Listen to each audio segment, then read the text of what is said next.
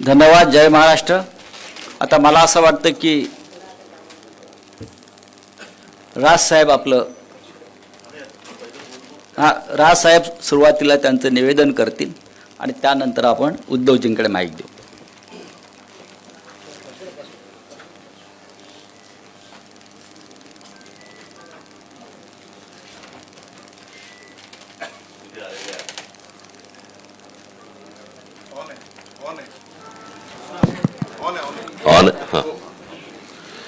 इथे आलेल्या सर्व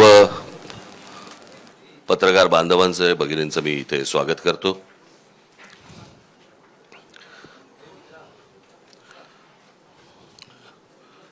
माझे मित्र संजय राऊत यांनी आता वारंवार उल्लेख केला 20 वर्षानंतर राज ठाकरे आले. 20 वर्षानंतर मला खरं तर 20 वर्षानंतर सुटून आल्यासारखं वाटतंय.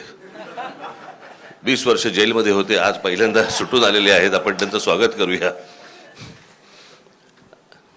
आज मी खूप वर्षानंतर मी शिवसेना भवनमध्ये आलो. मला नवीन शिवसेना भवन मी पहिल्यांदाच बघतोय आणि माझ्या मनामध्ये कायमच्या कोरल्या गेलेल्या ज्या काही आठवणी आहेत त्या सगळ्या जुन्या शिवसेना भवनमधल्या आहेत. त्याच्यामुळे आता कुठे काय होतं हेच आता मला आता समजत नाहीये किंवा कळत नाहीये. पण जुन्या शिवसेना भवनमधल्या आठवणी या खूप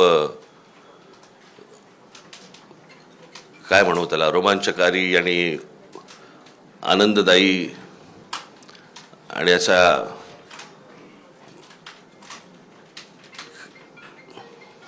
त्या आठवणींना म्हणजे मी तुमच्यावर जर बसलो मी तर इतक्या गोष्टी मला तुम्हाला सांगता येतील पूर्वीपासूनच्या. म्हणजे त्या 77 साली मला असं वाटतं शिवसेना भवन झालं आणि 77 सालीच त्यावेळेला ती जनता पक्षाचं सरकार आलं होतं आणि मग इथून तिकडे ती सभा ह्यांची आटपल्यानंतर इथे शिवसेना भवनवरती दगडफेक झाली होती. त्यावेळेला काय काय झालं तेव्हापासूनच्या त्या सगळ्या जुन्या आठवणी आहेत. पण आता मी त्या आठवणीमध्ये रमत नाही. आज इथे शिवशक्तीचा आज शिवसेना, महाराष्ट्र नवनिर्माण सेना आणि राष्ट्रवादी काँग्रेस यांचा मिळून एक संयुक्त जाहीरनामा इथे प्रकाशित आज तुमच्यासमोर करत आहोत.